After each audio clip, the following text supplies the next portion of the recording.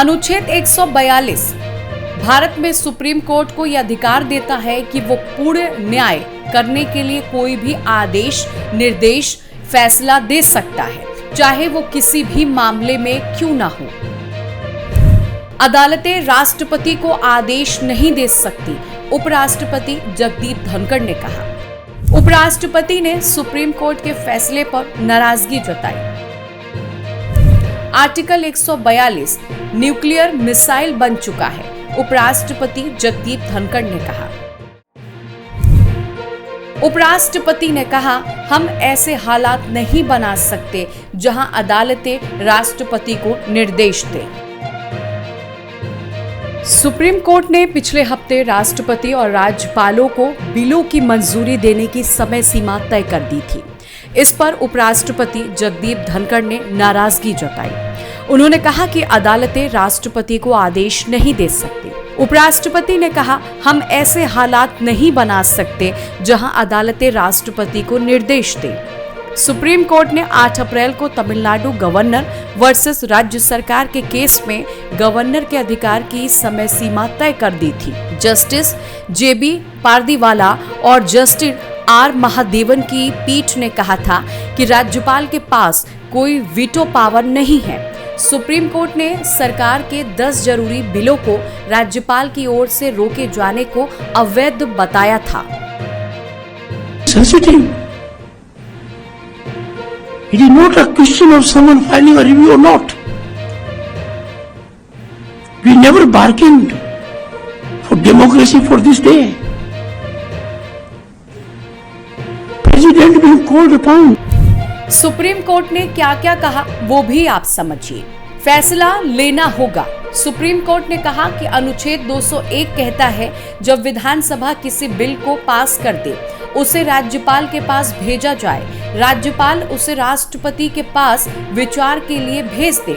इस स्थिति में राष्ट्रपति को बिल पर मंजूरी देनी होगी या फिर बताना होगा कि मंजूरी नहीं दे रहे।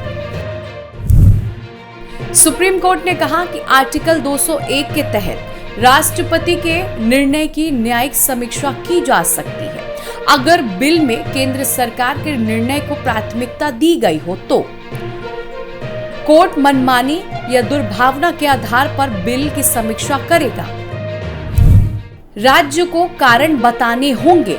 सर्वोच्च न्यायालय ने स्पष्ट किया कि जब कोई समय सीमा तय हो तो वाजिब टाइमलाइन के भीतर फैसला करना चाहिए। राष्ट्रपति को बिल मिलने के 3 महीने के भीतर फैसला लेना अनिवार्य होगा। यदि देरी होती है तो देरी का कारण भी बताना होगा। बिल बार बार वापस नहीं भेज सकते। अदालत ने कहा कि राष्ट्रपति किसी बिल को राज्य विधानसभा में संशोधन या पुनर्विचार के लिए वापस भेजते हैं, विधानसभा उसे फिर से पास कर सकती है, तो राष्ट्रपति उस बिल पर फाइनल डिसीजन लेना ही होगा। बार बार बिल को लौटाने की प्रक्रिया रोकनी होगी। उपराष्ट्रपति जगदीप धनखड़ ने सवाल किया, जस्टिस वर्मा के घर अधजली नकदी मिलने के बारे में अब तक FIR क्यों नहीं हुई? क्या कुछ लोग कानून से ऊपर हैं? इस केस की जांच के लिए सुप्रीम कोर्ट ने 3 जजों की इन हाउस कमेटी बनाई है। इसका कोई संवैधानिक आधार नहीं है। कमेटी सिर्फ सिफारिश दे सकती है, लेकिन कार्रवाई का अधिकार संसद के पास है। अगर ये मामला किसी आम आदमी के घर का होता तो अब तक पुलिस और जांच एजेंसियां एक्टिव हो चुकी होती। न्यायपालिका हमेशा सम्मान के प्रतीक रही है, लेकिन इस मामले में देरी से लोग असमंजस में हैं। उपराष्ट्रपति जगदीप धनखड़ ने जस्टिस वर्मा पर सवाल क्यों पूछा, आपको याद दिलाते हैं। आपको याद होगा 21 मार्च को जस्टिस वर्मा के बंगले में 15 करोड़ रुपए कैश मिलने की बात सामने आई थी। 14 मार्च को होली के दिन उनके घर में आग लगी थी।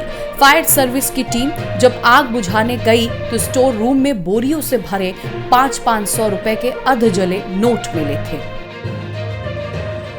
तो क्या हम ऐसे हालात में आ गए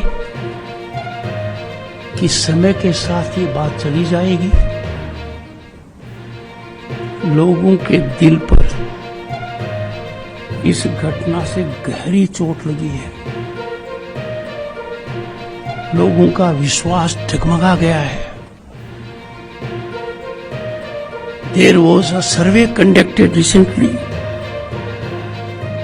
and the survey indicated, it was by a media house, that public confidence in the institution of judiciary is dwindling. It is fundamental for success of democracy that its three fundamental pillars, legislature, judiciary and executive, are above board. They are transparent. They are accountable.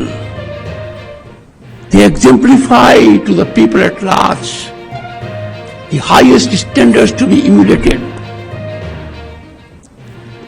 And therefore, the principle of equality before law, has been disregarded. It is fundamental to our democracy. It is nectar of our democracy. Time for us to enforce it. This is in March. Am I right? Still we are groping in dark. वहीं इस पूरे मामले में पूर्व कानून मंत्री कपिल सिब्बल ने supreme court के फैसले की सराहना करते हुए कहा कि अब केंद्र सरकार जानबूझकर राज्यों के बिलों पर फैसला लेने में देरी नहीं करवा सकती। उन्होंने कहा, अटॉर्नी जनरल के समय सीमा निर्धारित करने के निर्णय का विरोध किया था, लेकिन सुप्रीम कोर्ट ने सरकार के विपरीत रुख को खारिज कर दिया। ब्यूरो रिपोर्ट, प्राइम न्यूज के लिए।